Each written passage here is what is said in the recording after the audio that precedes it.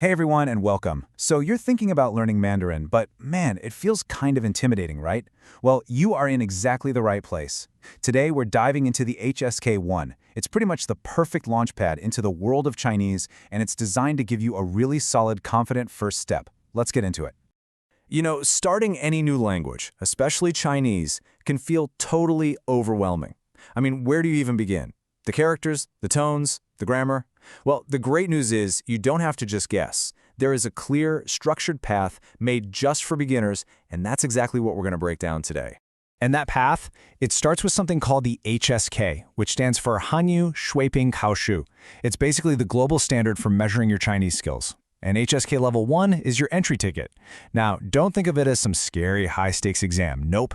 Think of it as a perfectly structured first goal that helps you build a fantastic foundation. Okay, so there's one thing we need to clear up right away because it can get super confusing. You might have heard about big changes to the HSK. The key thing to know is the difference between the current HSK 2.0 and the future 3.0. I mean, look at that jump.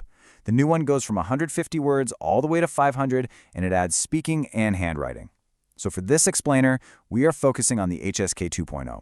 It's what pretty much all test centers are still using, and honestly, it's the most realistic and practical place for any beginner to start right now. So here's our roadmap for the next few minutes.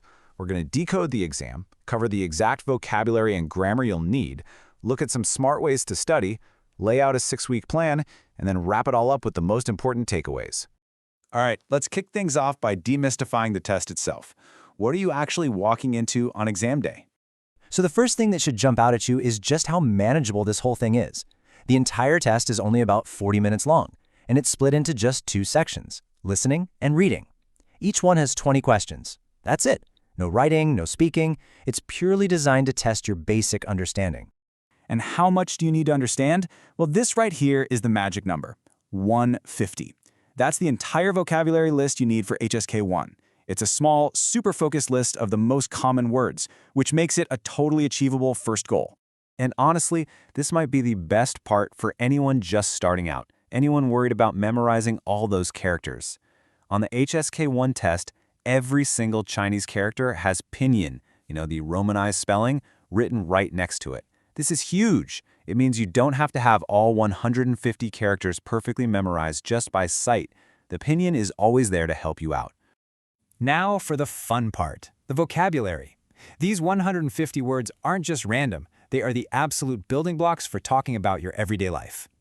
You'll see they're all grouped into really practical themes. You'll learn greetings, like how to say hello to your teacher, Lao Shi.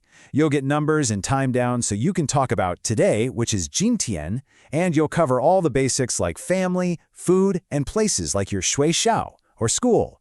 Every single word is designed for you to use right away. All right, let's talk grammar. I know this is the part that can scare people off, but here's the thing about Mandarin. It's often way simpler than you might fear.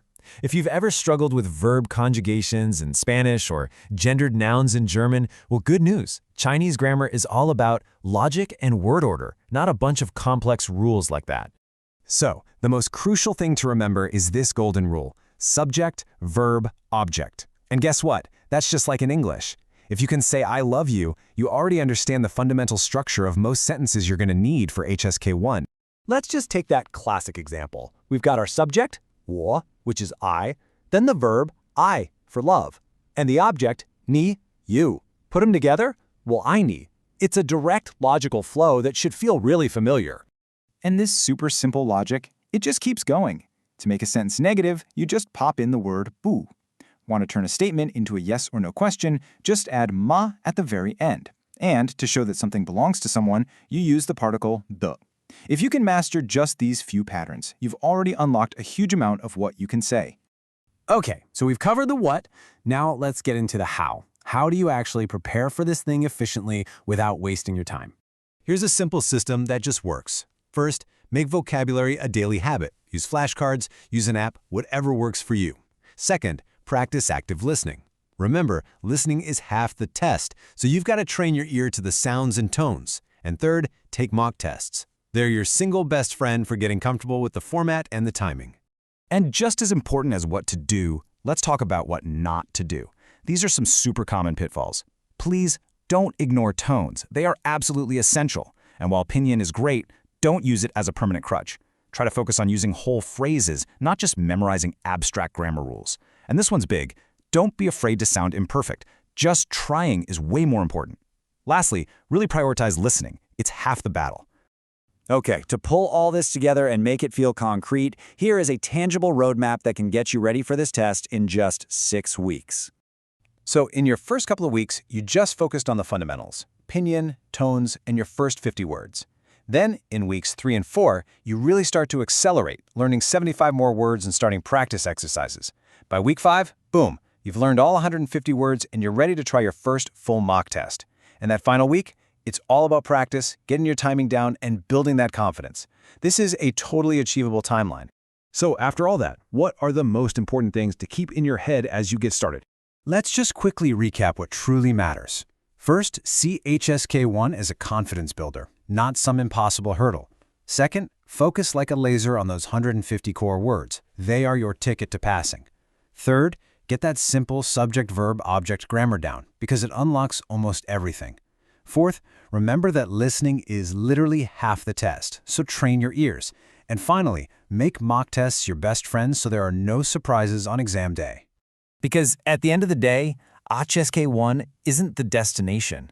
It's not even close. It's the starting line of a much bigger, much more exciting adventure. It gives you the foundation and the confidence you need to start asking, where do you want to go from here? Good luck on your journey.